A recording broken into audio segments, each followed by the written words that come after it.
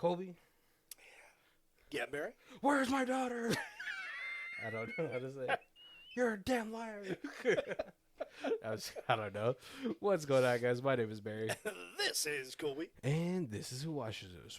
Oh, the theme music. Welcome to the final movie of Weird Science Month. Oh, weird science. This the last movie for the month. It's weird because it's here.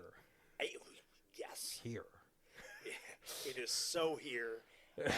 Yeah, like it's one of those things where like this movie's a stretch to make it fit this category, but yet it fits into this category so well, like at the same time. Yeah, it also just lets you know how ingrained technology now is in our lives. I think it's funny. It's funny to say this, but like me and Colby, I think we're close in age. Maybe maybe a couple years apart. Yeah, I don't want to specify that. Yeah, we'll say that. Yeah, I'm closer to Barry's age. But we were able to sort of grow up in this weird tech boom in the last 20 years. Right. Yeah. Because me and Colby kind of grew up in an age where like, hey, I'll meet you there at 7, and that's the final piece of contact we're gonna have, and I hope you show up because at least pager me. Right. Yeah, we come from a land of what's it called, telephone booths and.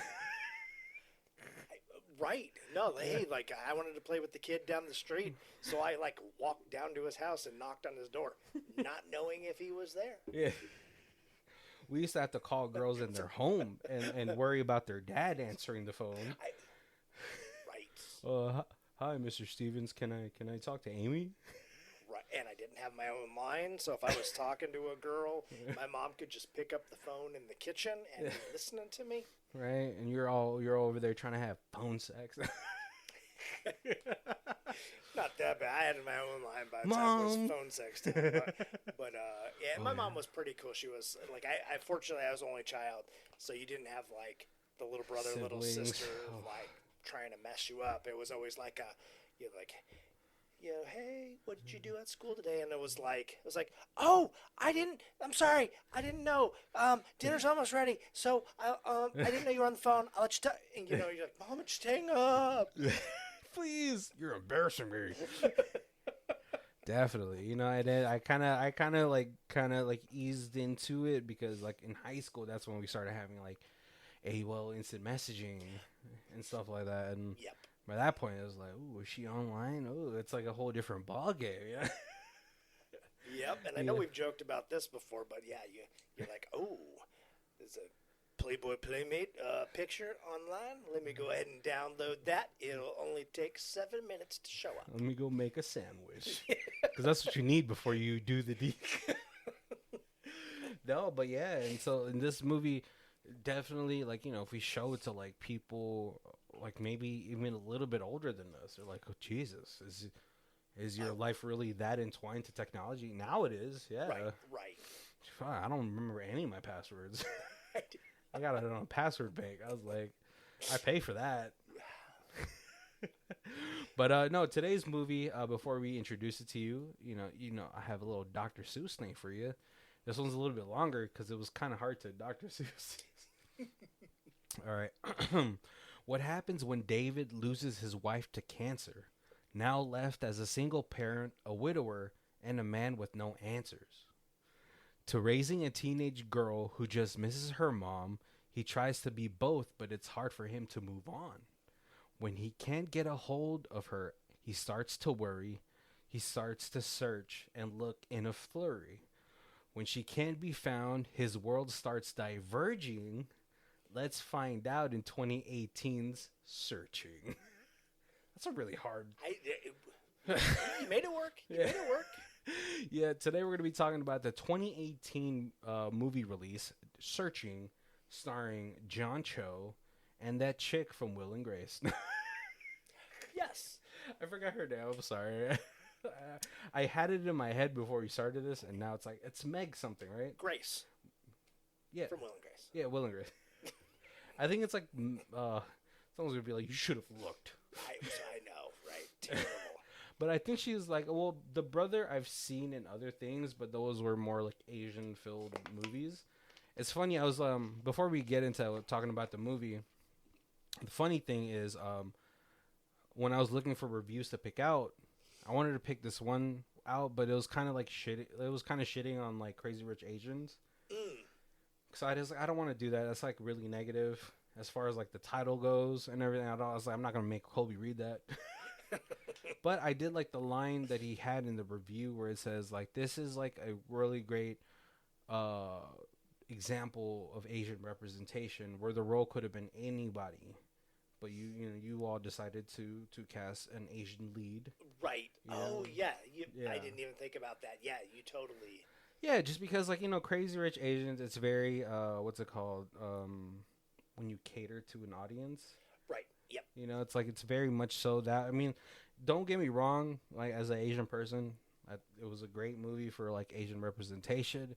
But I would much rather see Asian people get roles in movies where they don't have to be Asian.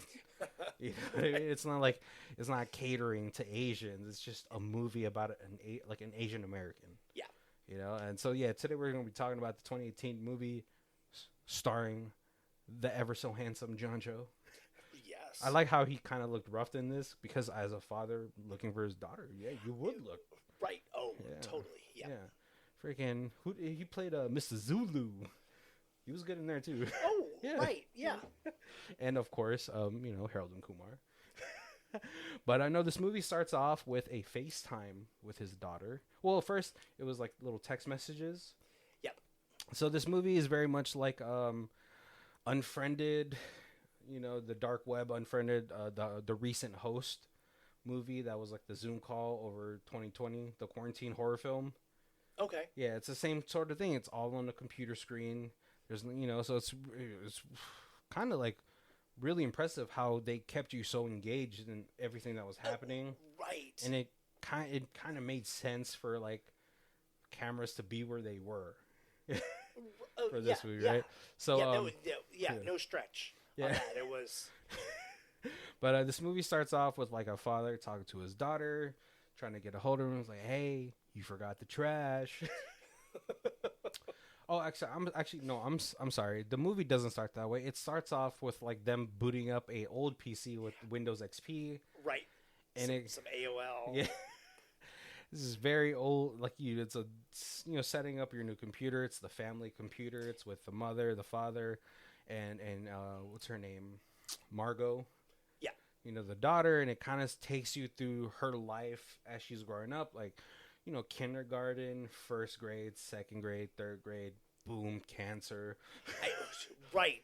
And I'm like 5 minutes into this movie and I'm like, oh my God, I'm like already like want to cry. What the hell is Barry making me watch? It's like very reminiscent of like Up, the first 10 minutes of Up. Yes. Because it kind of gives you a little hope, the wife, it's nice because, she's like how to fight like lymphoma as a family, so you can tell this family does like really love there's no secrets. Sometimes some people kind of hide their thing until it's like but she fights through it. She works out, she eats right, she goes into remission. You kind of like get a really quick overview of like what a strong family this is. Yeah, it's like a little montage through the screen of the computer, and it does a great job of basically like 15 years in a few minutes. Yeah, because you really go through this like emotional roller coaster. Right, and it's God, like they scroll on this computer screen exactly the way like people scroll on a computer screen. So it is like it feels so real. Yeah. And like you kind of like the mom goes to remission, so everybody's happy, but then if she relapses, and like you can tell like the emotions just from the clicks, right? Because especially if you're so like if technology is so ingrained in you, which I mean I believe for everybody it is now, you can kind of tell like when she moves the date, mom's coming home from like the 18th to the 1st, and then she bins it. You're like. Because like even that now it's like journaling. kind. Yeah. Right. Having a planner. Yeah, it's just that click and drag, moving it from one month to the next, and like you like feel it. Like, and I'm like, I haven't even met anybody in this movie yet. It's all just like little flashes of pictures and videos. I'm already like sad. Yeah, but like, because like we personalize our things so much, like when you go into the mom's like screen, it's like her and her daughter, and then there's like videos of like, like daughter like learning piano from the mom and all that stuff, and it's just it's super heart-wrenching. And then obviously the dad still carries on the tradition of like taking a photo of the first day of school, right. And then when it gets to just him and her, it's like you really feel the sad about a portion of it. So it really sucks. The absence. Yeah. And so the movie starts off with him contacting his daughter. He's like, hey, you forgot the trash. Very normal parent. Right. And it's like text with a picture of the trash can with like that's like overflowing. And like that's exactly what my parents would have done to me. Yeah, they FaceTime. The daughter's like, oh, hey, I'm at a study group. I feel like we're going to go kind of all night, but I don't know. And so the dad's like, all right, well, make sure to check in, be safe and all that stuff. And the dad starts cleaning up looking through the computer, and then he picks, his brother calls, and he's like, hey, at first it's just a photo of, or a video of a pot. And he's like, what am I looking? He's like, and I feel like I was like, oh, it's kind of raw to ask this, but it's been like 2 years. But he's like, hey, I'm trying to make this. I'm trying to make Pam's recipe, but I feel like I'm missing something. And he kind of like gets taken. The dad is obviously still grieving the loss of his wife, And so he's like, hey, does she have recipes? And, for someone who is suffering from like cancer, sometimes you prepare. And like that's just the unfortunate event of like that whole situation. You prepare, so she actually had prepared her whole gumbo kimchi recipe. Right. Like all her recipes. All her recipes, and but then like, so he sends it to the brother and he's like, all right, I'll hit you up later. Well, first there was like a little jar of weed and he's like, do you need that much weed? And he's like, come on, man. Relax. He's like, I don't remember putting that much weed in the gumbo. Yeah, but all of a sudden there's a video of his daughter and his wife making the gumbo recipe, and he hides it. It's hard, man. Right. Yep. So he just hides it, maybe, probably just trying to protect himself from it, and he's still, it's hard to move on, and but then like, so he decides to go to sleep, and then all of a sudden his the screen goes into, he's using an Apple computer, the screen goes into that screensaver mode. Right. And then you see his daughter try to FaceTime, but then he's already sleeping. It's like 11 or 12? Yeah. Something like that. And so he wakes up in the morning around 7, and he's like, oh, hey, Margot, I guess you already left for school. But, goes through the whole motion. He's like, you forgot the trash again. Sends another photo. But later on the day, it was like, what, 3:30? And he still hasn't heard back. You see the texts that he sent throughout the whole thing. He's like, what, you don't text when you're in school now? Yep. Knowing damn well you... Yeah, you're on your phone even if you're at school. Yeah. And, he's in a work meeting, but then he gets done with the work meeting and all that stuff. And now he's kind of like freaking out. He hasn't been able to get a hold of his daughter's like, oh, wait, hold on. She's at piano practice. Right. Yeah, because he types. He's like, hey, where are you at? And then like a minute later, he's like, oh, wait, never mind. I know where you're at. Yeah, you're at piano. So he ends up getting the flyer for the piano, or the name of the piano lady, looks her up, calls her, and he's like, hey, can I speak to Margot? And she's like, Margot canceled her lessons like 6 months ago. And he's like, what? Yeah. And he starts going through the text, and he's like showing all the money that he's been like giving her. It's like $100 for like an hour. I was like, jeez, man. I mean, yeah. But then I remember I was like, oh, they live in San Jose. That's probably cheap. and it's like so realistic, because it's like, left $100 on the counter for your lesson today, and there's like a picture of $100 like sitting on the counter next to a banana or something, and it's like, it's near the banana. Yeah, I'm like, oh, that's like exactly what like my what you probably would have what done. I would done to like Sierra, yeah. And so, and then, but then like when he gets there, he freaks out. So he starts to try to look up her socials because he talks to the brother, and she's like, but the socials are not up. Right. Right. But then he looks at the photo that he had. Oh no. So he loads up the old computer, which I was actually surprised at. I guess there's sentimental stuff in there, so he probably just keeps it. Right. Yeah. And then she starts looking at the little Rolodex, the address book that people used to use. I don't think I ever used it, but maybe as a parent I would have. Right. Because of all the notes that she had, I was like, oh, that makes a lot of sense. Yeah, I totally remember that. I didn't ever use it either, but I totally remember that as a feature that you could. Yeah, I feel like moms are way more good at that.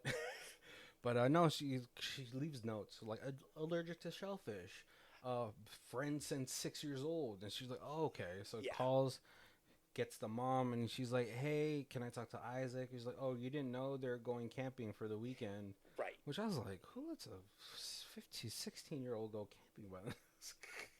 Is there an adult present? Well, yeah, like they didn't really kind of go into that, but like, yeah, it's kids, you know.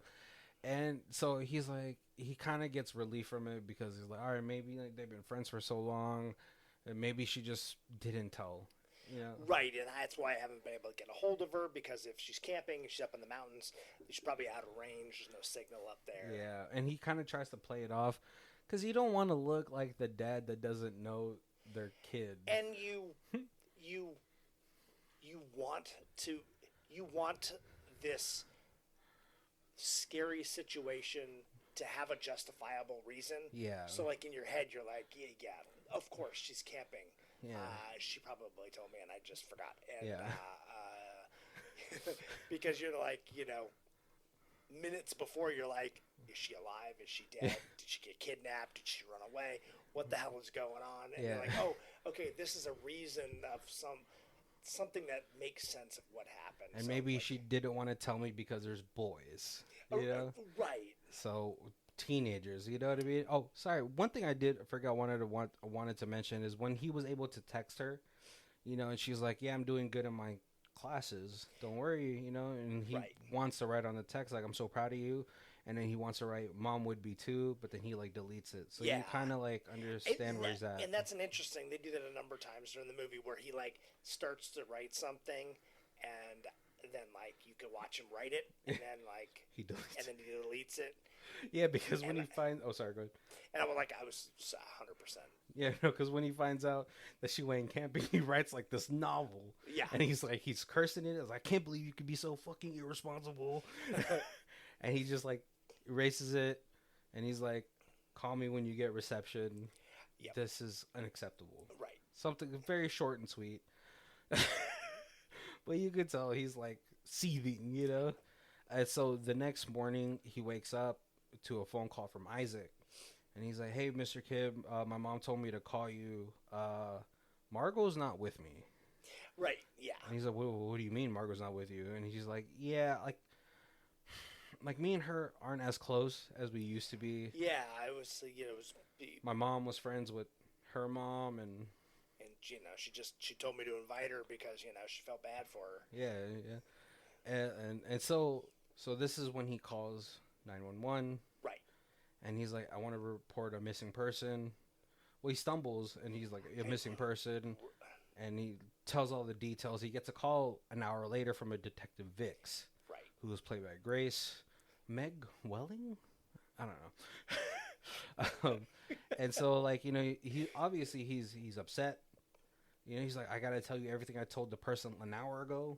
Oh, right, yeah. I just got off the phone with somebody, and I told him this whole story. And so he starts to sort of, he notices on the photo they had sent her, her laptop was at home. Right. So he's like, so they start to coordinate looking for their daughter, or for his daughter. And he goes on like her thing, and this is kind of scary too. Is like if someone can get a hold of your laptop or whatever, he could just do all these things to get the passwords from everything. Yeah. And so he starts kind of scouring her social medias, her Facebook, her Instagram, and all these things, and he's getting clues. He's making an Excel spreadsheet. He's Excel proficient, you know. He definitely is. Yeah, it's impressive. He knows the formulas. Because he's typing it. I was like, I never seen that formula. It just tells you how complex Excel actually really is. I kind of feel like they should have that as a requirement in high school. Yes. like even just like a whole year of just Excel, you could probably, that way kids could at least put that on their resume. Excel proficient. Right. Do you got a computer class, but that's not really computers, but like you break it into like quarters or whatever, and so you have like a quarter of Excel, and like you could actually be good at it. I know, but I feel like they would have 4 different teachers. Well, right. Oh yeah. You have like a quarter of like Photoshop or something. Yeah. A quarter of Yeah, just things that because man, I've been job hunting. It's like Excel proficient required. Right. I was like, how proficient? But no, yeah, and so he starts contacting all these people. He goes like on their Facebook. There's about like 200 plus friends. So he starts kind of categorizing. He's like click and drag their photo, the reason they, their relationship, what they were doing, which I was like, this is more than any kid would answer. That is kind of true. Because I was like, but yeah, and it is interesting because you get an awful lot of people who are like, oh yeah, no, I know who she is. I have a class with her, but I'm not really like her friend. Yeah, I don't ever see her hang out with anybody. Right. Oh, is that the girl who eats lunch by herself? Yeah. Yeah. It's so he's kind of like spiraling a little bit. His brother calls him and he's like, "Hey, listen, kind of like hits him with things." And he's like, "Yeah, of course I know my daughter's friends and all that stuff." And right. Kind of like hints him to like look for these different things. And he's like, all right, he's trying. And again, it's such an interesting way to film it because there's never you never get hey, the brother came over and now we're going to film them sitting in the living room talking. This is their Zoom call together or their FaceTime call. Yeah, and so he finally gets some things with Vix where he sees that she has she was like he looks at her bank account, and he's like, what is she doing with all this money, Yeah. And then she's like, sees it. Oh, it's went to Venmo. Let me go to Venmo. Right. You can see like all the $100 each week for the piano lessons is going into her bank account. Yeah. And then all of a sudden it goes into her Venmo, and she goes to the Venmo. But then she sent the $2,500 to a unregistered or like a deactivated account. Yeah. And he's like, what's going on? And then Vix calls him and he's like, hey, we have the video surveillance of her going like to this gas station, and then she goes into like this route that's going to take her out of town. Right. And it's it's like that, I hate to say it, but she's 16. She may have just run away. Like she now has a runaway stack of money that I can tell you right now, $2,500 is not going to get you very far. No, but at 16 you may think it will. Yeah, definitely. I remember I was working at Walgreens, and then like one of the managers was counting money. He's like, man, you ever think about it? He's like, this is not going to get me anywhere. Right, yeah. And I was like, man, that's a lot of money. I was like 18 at the time. Right, yeah, like it's $2,500, and you're like, yeah. I can't go to the Bahamas on this and then live there. I think he had like $5,000 on this. I was like, I want to be rich. Yep. And that doesn't get you anywhere. It's not even a security deposit at this point. But no, and then she even pulls out so he puts it on the map. He's like, last place Margot was seen and all this stuff. And Vix hits him up. He's like, hey, do you know Rachel Junn? He's like, who's that? And then it's a fake ID. And she's like, hey, we tailed this guy who does a lot of forgeries and said that Margot was just here. Right. Maybe she just ran away. Yeah. He's like, no, my daughter won't run away. That may have been where she spent some of that $2,500 on. And he's like, no, I know my daughter. But did you? Right. And it's really interesting because at the beginning it feels like he knows his daughter so well, and then like every time something else comes up, and Vic's like shows him some new piece of evidence or whatever, it's more and more secrets. Yeah, and you're just, I mean, but like, to be fair, like, does any parent really know their kid at that age? Right. Like, yeah, I think back, like, at 12 or 13, there's nothing that my daughter did that I didn't know about. Yeah. By 16, and her having her own computer, having her own car, it was like... Who are you? I hope that we raised her well enough and instilled lessons that she doesn't make mistakes. Yeah. That's just... But, you know, like, again, it's still up in the air, though, right? Right. All you could do is hope and pray. And, right. And situations where, like, you lose a parent to cancer can also severely alter that course. Oh. Because, how do you lose a parent and then try to cope with that whole situation? Right. And how do you lose a spouse and then still be that ever-present parent? Yeah. So you could tell, like, I mean, you could put yourself in Margot's, like, shoes, and, like, all these secrets you kind of, like, understand. Right. You know, and then but then, like, Vix tries to connect with you know, David, and she's like, listen, you know, do we really know our kids? You know, like, my son, like, my neighbor knocked on my door one day, and he's like, I want my $25 back. And she's like, what are you talking about? Your son went around the neighborhood, collected $25 from about some foundation, right? Some charity that he made up. Yeah, and then and so, like, David kind of feels that, like, you know, the connection of, like, do parents really understand their kids at this age, right? And he's like, well, what did you do? And I was like, well, I said I started that organization, and I thanked them for their donation. You know, and she's like, you know, don't tell anybody because I'll deny it. Right. I had a good discussion with my son, but yeah, because earlier too, you see that David actually looks up to detective. You know, she sees the Facebook. She seems like a very loving mother. She's like, what wouldn't a parent do for their kid? Right. You see that she's getting some awards, some community recognition. Like, she seems like a real decent, honest person. Yeah. Like, she sets up, like, a little, like, job opportunities for ex-cons. Right. Because, yeah, again, like, you know, that's one of the hardest things, too, for ex-cons to, like, get work. Yeah. Yeah. And she seems ever-present. Like, she's definitely like, I have a kid. I understand how upsetting this can be. So, like... I'm there with you.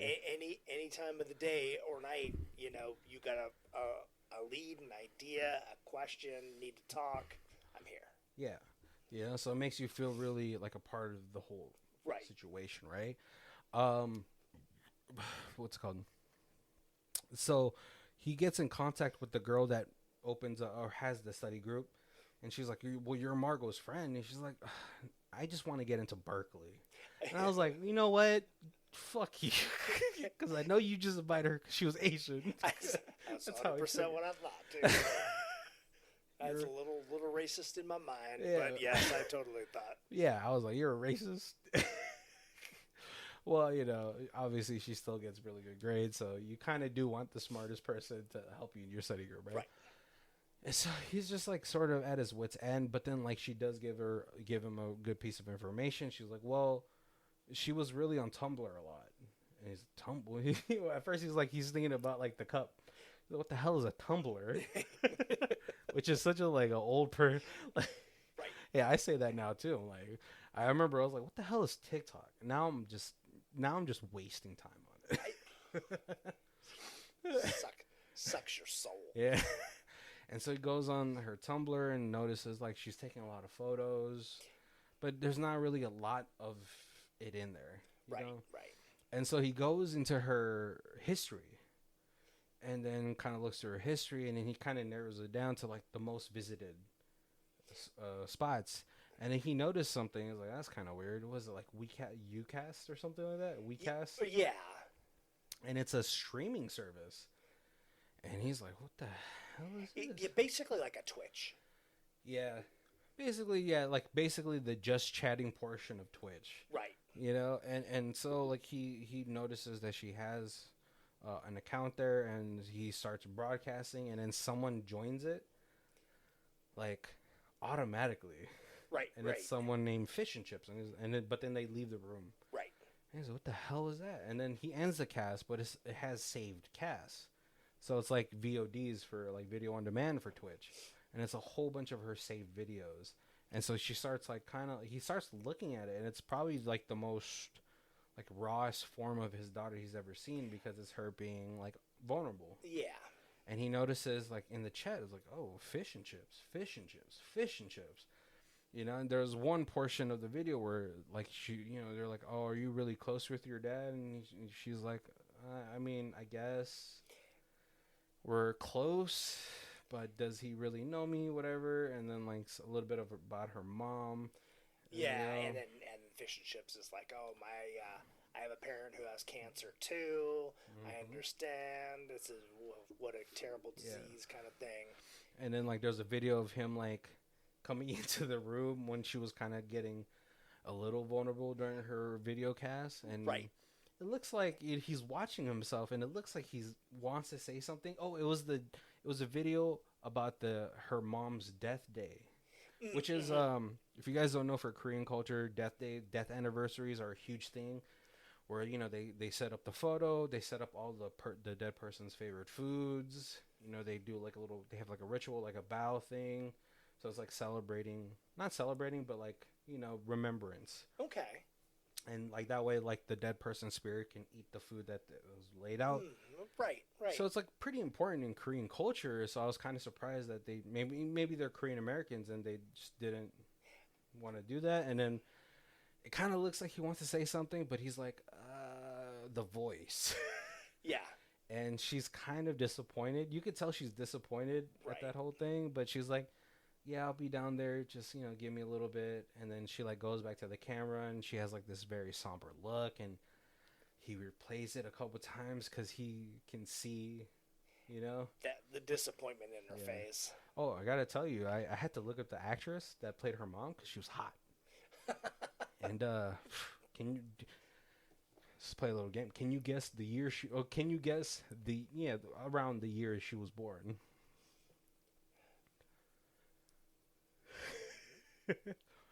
So she had to have been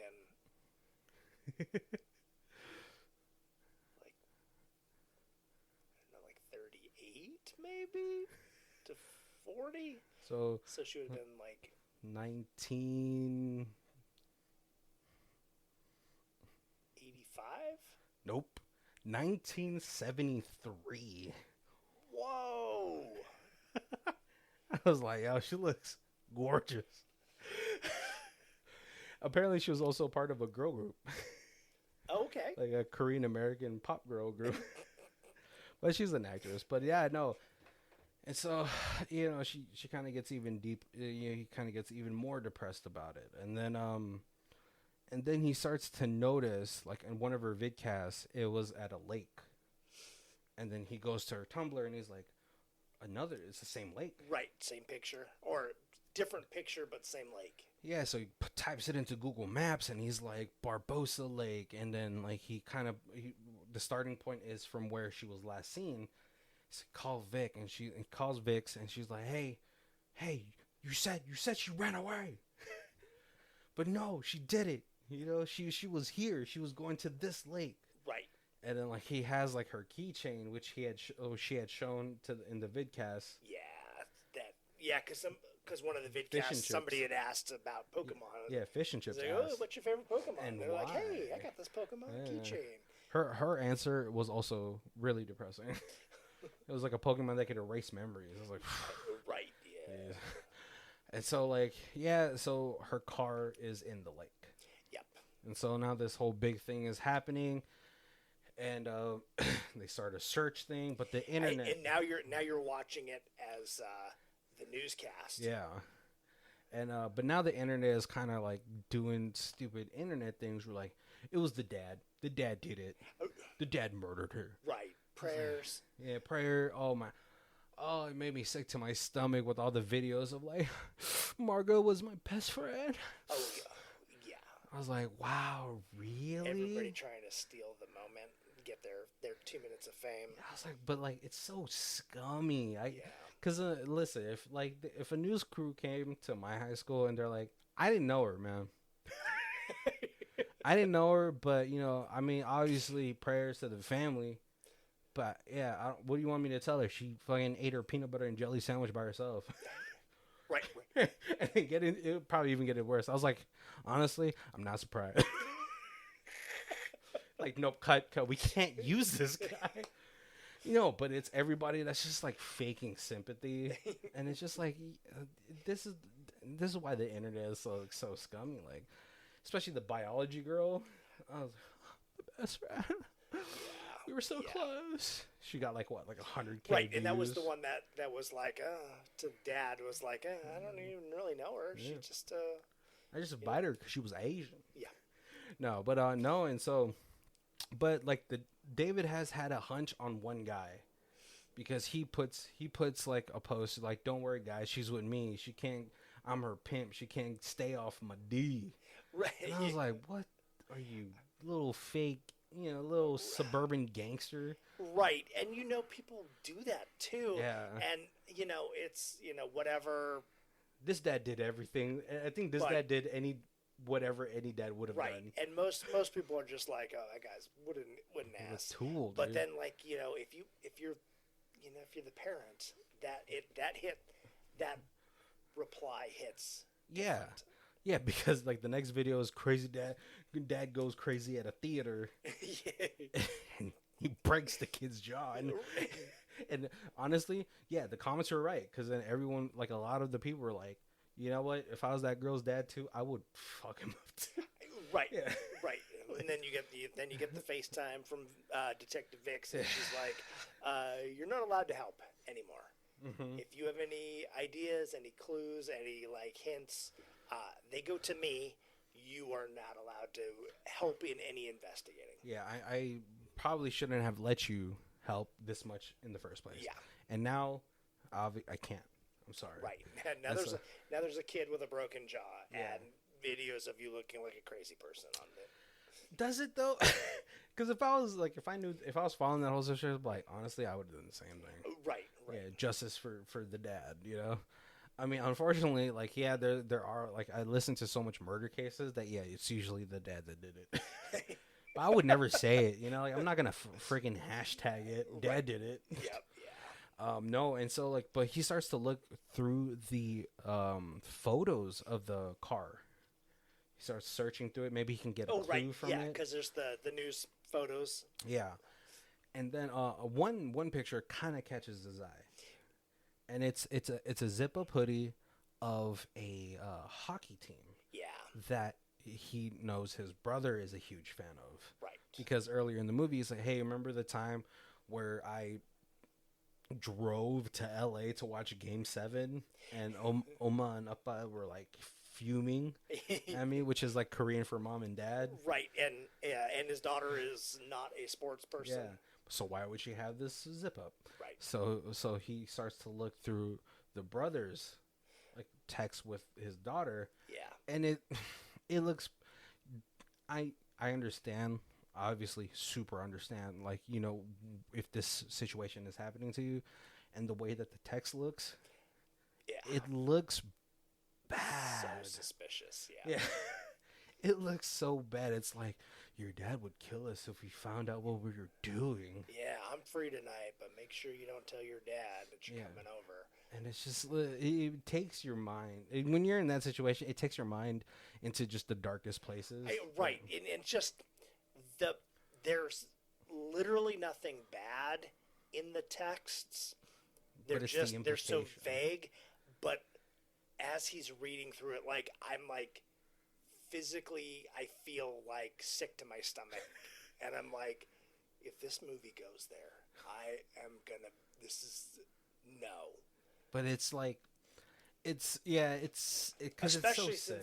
Especially since like the last 5 days or 3 days were him and his brother circling this lake looking for clues or bodies Yeah. or something. Yeah. So, but I mean, I get it because you've heard cases like this in real life. You know, like the one that pops up into my head the most is like the daughter had found her biological father and they just fell in love, had a kid together. The adopted parents allowed it, which I was like, what? Yeah, and it's just like it sucks that it's like in the realm of possibility, and at this point, David doesn't know, and he's just like his mind just automatically is like, because it just sounds bad. It just I can't believe we're doing this, Right. you know. And so he goes like nearest electronics store, and he goes to his brother's house. He sets up these cameras, which I was like, how small are these lenses? Because his brother's not seeing everything, you know. And but you know, as soon as he sets everything up, he starts questioning his brother. And then, like, when his brother kind of evades the whole situation, he starts, like, reading out the text. I can't believe we're doing this.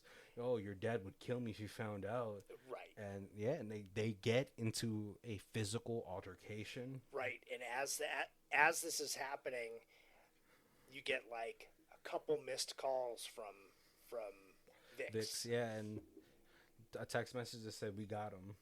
Yeah. You know? And, but, like... And that comes through, like, while the brothers are, like, throwing blows. Well, it's like David is the one, right, really, yeah. Because you know he's the older brother. You know he's asserted so much dominance in their whole life. the brother looks physical capable, but you know it's that dad strength. Right. Yeah. It's that father strength. You know that if you're stuck underneath a car, call me dad. So. And there's also it's also weird because there's that like when you know you're guilty, you don't really fight back. You let the other person like just wail on you. And so that makes it even like as that's happening, you're like, oh my god, did he really did do that? Oh. No, but then he's like, it's weed, and I'm like, oh, I should have remembered too because he had the weed, and right. Obviously, like you know, John Cho's reaction to him with the weed on the counter, you can tell he probably isn't a fan of marijuana. Right. But he's like, no, man, listen, and like, you know, and he's like, hey, man, fuck you for thinking that I would do some like ungodly thing to my niece, right, to your daughter, you know.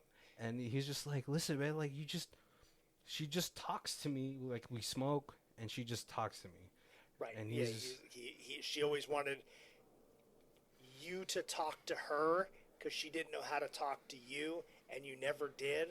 So she just needed some place, and so she'd come over here, and like we'd smoke, and she could just kind of like vent.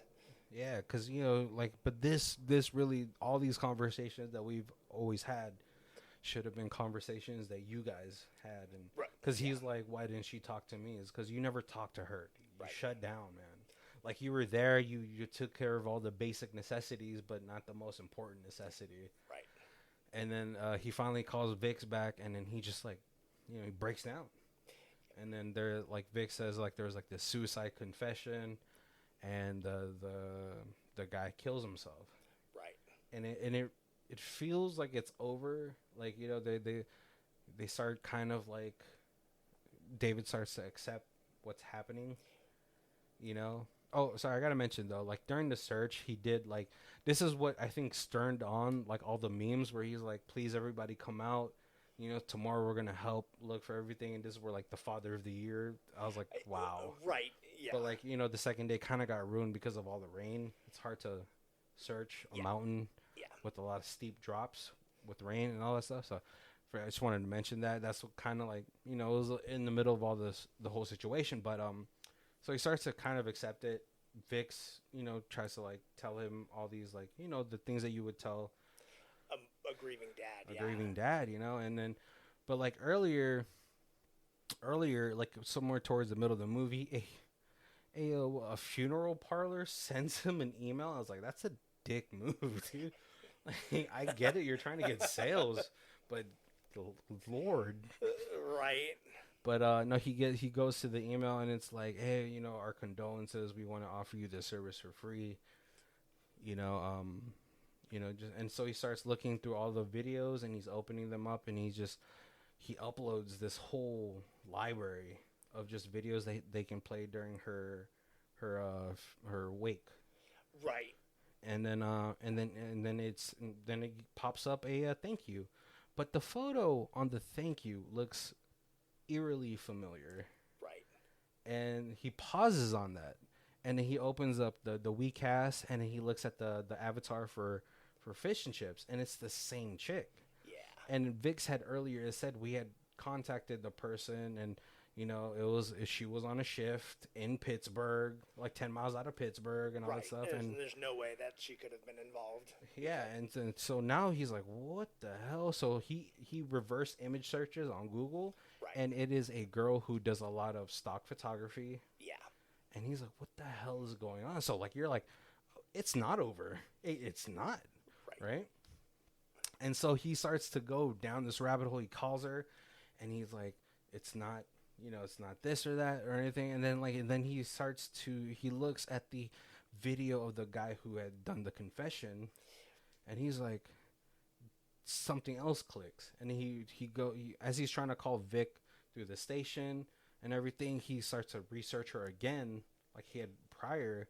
And then in one of the articles where she had opened up a job opportunity for ex-cons, the guy from there matches the guy who did the confession video. Yeah. And then this is where it was like, what's going on? And I think something clicked in his head where he remembered the conversation about the son. Right. About how she, a mother's love will do anything for their children. And so something clicks in his head. He looks at the vidcast of the wake, and she sees Vic there, and he tells the operator, let me talk to the deputy sheriff. Right. And then they go there and they arrest Vic. And what's going on? And then a week later, Vic is in her overalls for prison, and she starts to tell sort of her side of what's happening. And it turns out Fish and Chips was her son, who's had a crush on Margot since elementary school. Right, like third grade. Yeah, and so when he saw her on WeCast, he starts chatting with her for one of the first, and he knows Margot. Right, he knows the cancer, he knows the Pokemon. Yeah, like the key things in her life, so it makes it really easy for her to identify with them. Yeah. Or on the cast, her. Yeah. So it's a girl, so it's not threatening. That the girl starts talking about cancer, and so And then we find out that Margot actually quit, piano because it reminded her of her mom. That's what we knew from the brother. So the money that she was saving up, she pulls out and gives it to the kid, because she's like, I hope this helps with your mom's bills. Right. Which is again, a very beautiful gesture for just a stranger to do. And it kind of just speaks notes on how well Margot was raised. She's she's a troubled kid, but it's more she was just very withdrawn, but she still has a little bit of her mom's probably generosity in there and all that stuff. And then, so as Vix is going through the story, she's she pushed her off a cliff. He pushed her off a cliff because Margot freaked out, because the kid was I think the kid kind of felt guilty of how far he had took it, and so he wanted to return the money, but then that's her side of the story. So I thought it was. Oh, you're right, because she Venmo'd it to him. Yeah, yes. She Venmo'd it to him. So first of all, and she's still thinking it's this redheaded girl, Fish and Chips. Yeah. And when a dude shows up. Yeah. But then I was I was also that's just her side of the story. What if he was really trying to do something? You never really know. Right. But the end note of that was that he pushed her off a cliff because she was punching her. Maybe there's an altercation, but she fell down. And then so as they were arresting her, that's what she was telling David.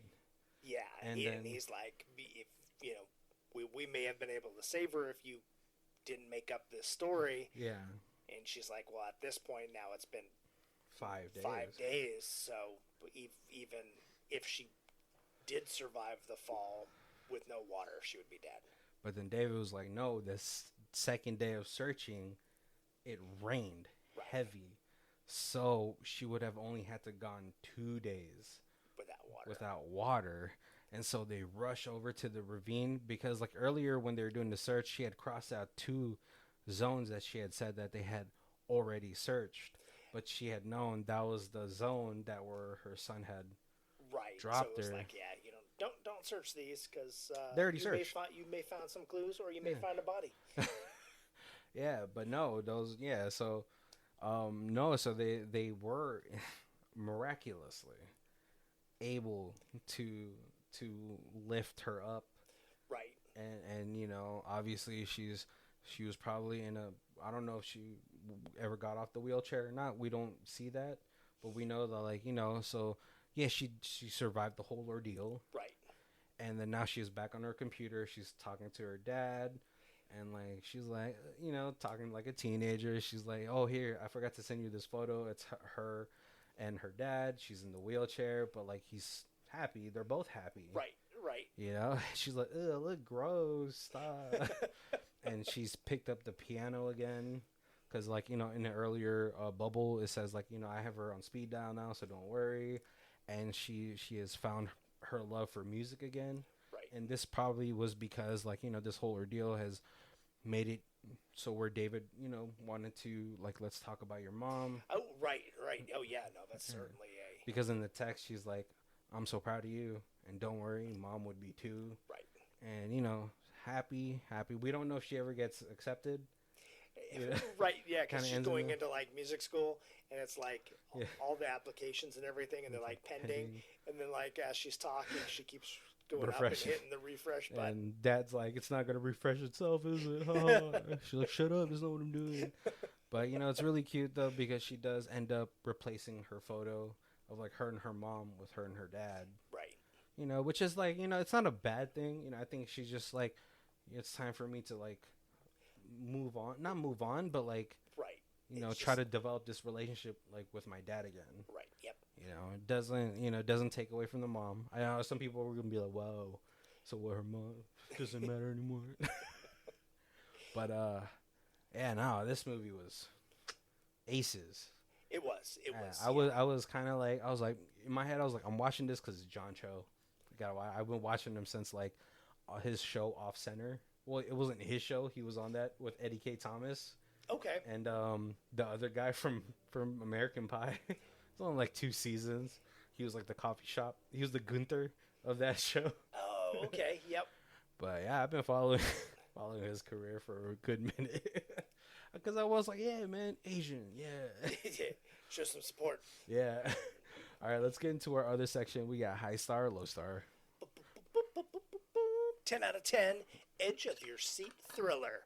It's the number of people sitting at the edge of their seat that makes this score a 10 out of 10. It's like riding a roller coaster whose incline never ceased. Your pulse is pounding, and it's well worth the ending, which no one in my group figured out. The father-daughter relationship felt so genuine. The dad humor was on point, and when things got serious, it felt real. It was like Taken, but if it happened in real life. Google search the hell out of your daughter's life to find her. Sometimes it might not want to, She's like, oh my God, my daughter has OnlyFans. It's like, that's the real thriller. Yeah.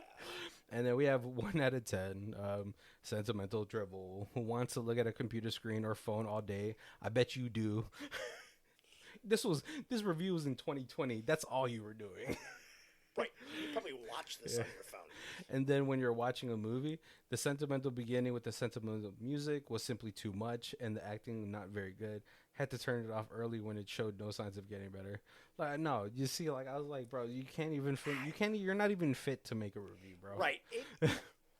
I gotta tell, just throwing this out there for everybody who's out there. No matter how bad a movie seems, if you don't finish the movie, you can't write a review on it. You have no opinion. Right. Your review is invalid. Yeah. I understand. Like, I was like, oh, yeah, who does want to watch a computer screen which is like, it feels like sometimes it kind of feels like lazy film, but this made it really work. Yeah. It made this feel so real to me. Yeah, it's so invested. Yeah, You're like the way they put the screens and everything together, the bubbles, the tech, like it made me like I was watching the news. This is like my friend, and I like You screen sharing. yeah, I like it drew me into this film more than a lot of movies do. It does. It helps too because you work from home a lot. Yeah. So it didn't like it almost didn't even like feel like I was watching a movie. It was like this is my computer screen, and maybe if you were watching on like the big screen, like in a movie theater, it would feel a little different. Yeah. But I was actually watching this on my computer. So I have a decent sized computer screen, but like I was watching it on my computer, so it like 100% like it sucked me in. Yeah. Yeah, it really draws you in. The pacing, the flow of the movie, it really keeps you engaged because you're like, what is he gonna find out? Right, and there's even like the little like FaceTime will pop up, but it's not the entire screen. It's 3/4 of the screen, so you could still see like the news over on the side, or whatever he's searching. Right? Yeah. Yeah, like the Excel spreadsheets and all that stuff, and I was like, yeah, it really sucks you into the whole situation. It really gets you engorged in the thrill of it, and like everything that's like outside of the computer screen is like now it's a newscast that's happening. It's a video cast that's happening. It's a CCTV stuff, and it's kind of scary how much you can get out of just the internet. Yeah. How much information you can find out about somebody. Right, because it starts off where he's like trying to go through her computer, and he doesn't have her email. He doesn't have her, her Facebook password. He doesn't have her like Instagram password, stuff like that. And then all of a sudden, like one thing lets him in, and then it's like I'm gonna go from here to get this password that will give me this password that will give me the email, so then I can forget password on everything else. And it's like you said, it's a little terrifying how easy it is to like manipulate a computer into thinking that. That's why, man, that's why I don't have a laptop anymore. I'm like terrified to have it, right? Because if you lose it and you don't have a password, like you gotta have at least a first password on it to get into the laptop. Things are getting better where you can maybe do a thumbprint now. It's like, hold on. But even then, you might be able to like friggin' Mission Impossible that, like, oh, let me get a piece of tape, some dust. All right, there's the thumbprint. Now I just got to put the weight on it. Something like that, It's weird. Like, as you said that, like, the iPhone with the face recognition. My wife's best friend got a new iPhone face recognition, and her son is 22 now, but at that time he was like 18, and he's got the same face structure as his mom. Mm-hmm. And when he looked into her phone, it would open 75% of the time. He's probably like, all right, well, hold on, let me fix my face. My mom was always mad. Scrunches up his face a little bit. He's like, yep, there it is. You gotta relax your face, Mom. Jeez. Yeah, even like, I mean, that one is like you have to find somebody with a similar face, which is right. But it's one of those things where it's like standing next to each other. It's obviously like they're related, but they don't look. It's not like, oh, he looks like a 48-year-old woman. It's same facial structures. It's only gonna get better. Obviously, these things are gonna get better and better. Where it's gonna be way harder to like hack into these things, but then hackers will just get better and better. You never know. Right. Yep. I'm gonna deep fake my face into your face. Right. And now I'm you. Now I'm gonna suck a dick. See what I tell you guys? Quest was gay. Quest is the guy we know. But no, yeah, like I think that's what like the terrifying portion of this movie is like just how I think we take for granted how much of a digital footprint everyone leaves. Right. Yeah, because like after this movie, after I watched the movie, I was like, all right, let me go on my Google and see my top visited sites. Like, I need to get a girlfriend. I shouldn't have the same password for 71 different sites. So that's probably No, I have like 5. Oh, hold on, let's not say nothing. No, I use a lot of like those like random generated password situations. We recommend strong password. Yeah, but then like I was like I make up my own and I just write it in a notebook. Gotta keep things analog, people. Yep. I know. I feel like maybe like in 20 years I'll just go full analog and just cabin in the woods type of grizzly looking old dude. Hopefully by then I was like, all right, well I can still have like my robot, you know. Have my cyborg, you know. So at some point I'm gonna get too old to chop wood. That's true. Yeah, it's not just a Roomba, but it also chops wood. Or just think about your fireplace for you. Yeah, just think about like in 20 years maybe it's like a smart wood house, like a smart cabin. Right. Yeah. Which is like, I don't think this is what I was planning for. It wasn't supposed to be this integrated with all the technology. Oh man, thankfully this came out like after your daughter was out of high school. Right. Because I feel like if you had watched this when she was high school, it's like, oh no, this is. Where are you? Where are you? Right. Yeah, this movie I think a lot of like parents had saw and you're like, I don't know my kid. I think. It was funny though. The realest thing in this movie though, the most realistic thing in this movie though, is that when you went through all her VODs, her VODs, one of the first comments was boobies. Yeah. And I was like, Dad, that's the realest fucking. It's just like block. But yeah, boobies, please.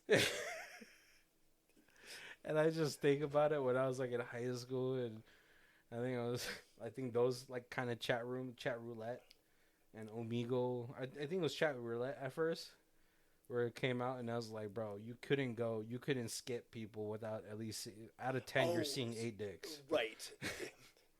Yes. Yep, I remember that. I'm like, why is there so many dicks? Sometimes you get a girl and be like, oh yes, try not to mess this up. I don't want to see another penis.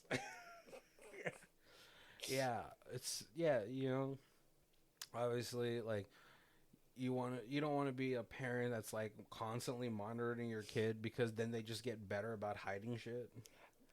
Right. You know, but I think a lot of this was just like, you know, a lot of the disconnect between the father and the daughter was just a lot of like just them not being able to talk to each other about their mom. Right, and if she just turned 16, I'm like, unfortunately, there's a disconnect between a parent and a child at 16. At 16. Yeah, but it's just like, you know, you felt like if maybe a couple months after their mother's passing that they were able to like maybe go to family therapy and talk in an environment where they can both have a mediator to help them, you know. I think but it's such a real Asian thing though. I don't know if it's like I don't know how. I'm pretty sure white people deal with it the same way, like maybe they have those adverse reactions, right? But I always feel like white people are a lot more communicative for the most part. It's tough. Yeah, like it's tough all around. I certainly related with it to the way he did it, where that, you know, you can. Humor is my defense mechanism, so it's like a little talk, and then I'll make a joke, and to cut the tension. And then, you know, hopefully I can get back into the talk before I make another joke, you know. But yeah, it's definitely like I understand that. Yeah, because like when I was watching, it's like this is such an Asian thing. Like, how do you talk to your kid? Like, you know, you kind of shut off. You try to mitigate away from the mom or the, you know, the discussion, and I know a lot of like other Asian kids that kind of have to deal with that type of like, like it's not tension at home, but it's just like there's no one to talk to. Your dad doesn't want your mom doesn't want to talk about it or something like that, and Right. then you become like trapped. You feel a lot lonelier in the world because you don't have anyone to talk to, and then that's why it made so much sense that she went to her uncle. Weed. He seems like he was probably a little bit of a troublemaker as a kid. Sneaking away to L.A. from San Jose. Right. So Yep. it's like an 8-hour drive or something like that. And maybe that was the only person that she could talk to, and maybe the weed is like. Oh, but it's kind of one of those things where, like, it was never like weed, but like, I definitely know that there was a time when I was like younger, and you have like the cool uncle or the cool cousin who's like, yeah, you could have a beer, or you could have, Yeah, and like maybe he's like, well, how would I have comforted myself at that age? right, And like if you're in high school, if you're a pot smoker from high school and that's carried on to adulthood, maybe that's the one thing that like here, like here have a J, right, take a toke, whatever, like, and maybe that'll help you relax and help you kind of de-stress, and we can talk about it. And that was the only person that she could talk to, but yeah, it's nice to get it off your chest, but the real root of the whole situation is being able to open up to your parent, right. your immediate guardian. So, but yeah, no, this is a movie for the last movie for this month, because I feel like we don't take enough time to look at how strange or weird our tech is now. Right, yeah. It's just getting weirder with the AI stuff. It's gonna be taking jobs. It took my job. Yeah, I know it's supposed to assist us with jobs and make our life a little easier, but yeah, it'll eventually take everybody's job. All right, guys. Thank you guys for joining us. If you guys if this is the first time you guys are joining us, make sure to check out our other months. We have our holiday months. Yeah, we got a musical month. We've got a Nicolas Cage month. We got a Danny Trejo Machete month. Gonna be like, there's only 2 machetes. We watched the same movie 4 times. It's that good. It just got better each run. But if this is the first time you guys are joining us, we do our reviews in 4 different sections. We have Stream It, DVD It, Blu-ray It, and the Ultimate Box Collection. One thing I do gotta say is this movie does have a sequel called Missing. Interesting. I didn't. Yeah, it just came out this year. I didn't even know this was a movie till this week. Yeah. If I feel like if the other movie is done as well as this, I can't imagine it's not fantastic. Yeah. This was really good. Where are you gonna put this at? Yeah, I definitely Blu-ray. Like Yeah. I would watch this again. I already want to share it. I did not watch it with the wife because she was like, some of the science fiction stuff we were watching earlier. She was like, well, I don't want to watch this crap with you. Bear picks all the weird movies. Yeah, you made me watch Meg, and you keep your movies to yourself until you find something good. Oh, 100%. If you made her watch Possessor, she'd be like, I'm not watching the rest of this one. Oh, yeah. She would. Yeah. That kid got his head blown off. How dare you? She doesn't really like movies that, like, she likes movies that we can have a little discussion, but she does not like a movie where it ends and she's like, you're gonna have to tell me what happened because I don't know. I feel like this is a movie you could have watched with her though. Right? No, I totally. Yeah, she's gonna cry. She's gonna cry so hard. Yeah, I think for me as well, I'd probably pick this up Blu-ray as well, just because John Cho. Rewatchability, I don't think it's there as much, because like once you know like what happens, you're like, oh, okay. It's still a really good movie. I would lend it out. You could look for more clues. Like I always like that. Like you watch another a movie where like you think, oh hey, I watched this and it had like a twist ending and now it's done and I don't need to watch it. But then like I love watching and see like, what did I miss? Was there anything that like led you could have led that you've been like, oh, that's where it went. Well, because I feel like in this one, I don't know how much clues I missed just because it would zoom into the clue. Right, Yeah. right. But I think this is like a decent movie to like lend out to people. Like, hey, you have kids, right? Watch this movie. Oh, right. It's almost like a how-to, not a how-to, but like a precautionary tale. Precautionary, yeah. Yeah, like, I should try to develop a relationship with my child during these formidable years. Yeah, every 14-year-old should bring this home and have their parents watch it before they turn 16. All right, I'm gonna need all those passwords. No, no, I think kids still need a bit of privacy to grow and do dumb stuff. It's just hopefully they don't do too much dumb stuff. Right. But no, yeah, definitely. I like two friends. I have a couple friends right now that have like kids that are like 7 or 8. And be like, here, watch this movie, see what you're gonna be dealing with in a couple years. Have fun. And it certainly resonates even more with like our age generation. Yeah.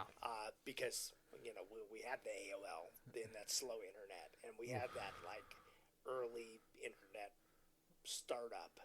Yeah. They kind of started here. Yeah, it was a lot more dangerous when we were growing up, man. Those AOL chat rooms. Yeah. And then you go into like a little, oh, you're so funny, and let's go private. Right. Oh, what's your ASL, which is age, sex, location for everyone that's under 28. Right, and at that point, nobody thought, hey, don't meet a stranger. The internet's for porn, like it just wasn't like you didn't think that. I was cackle at the joke where it's like, when we were growing up, it said don't meet strangers from the internet. Now you summon one with your phone. Right. I still have not used Uber. I don't think I've been in a situation where I've needed to use Uber. I don't know. It's obviously, it's funny though, because I did Uber. Right. But I was just like, after one night, I was like, I can't do this, man. Like these, people stink.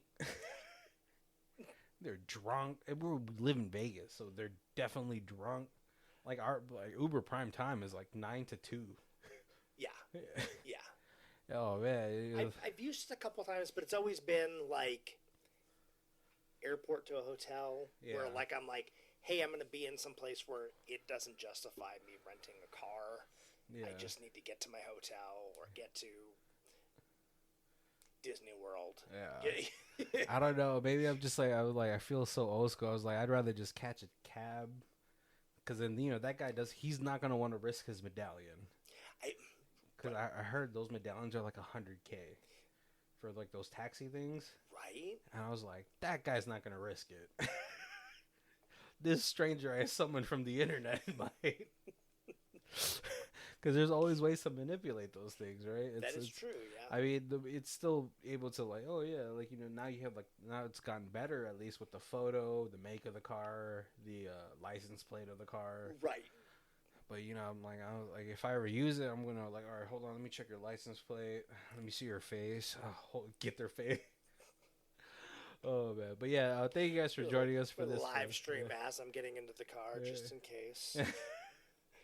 Yeah, I'm on TikTok live, by the way, with my 3 viewers. That's generous. 300,000 viewers. Oh man, but yeah, thank you guys for joining us for this month. Make sure to check out our next month. I don't know what we're doing because Colby is picking it. Yeah, and it's gonna be good when I figure it out. But thank you guys for joining us. My name is Barry. This is Colby. And this is Who Watches This. If you guys want to check out it as a theme music, it is Lee Rosevere. It's called Arcade Montage. It's on our album Music Podcast 3, and her Bandcamp is down below.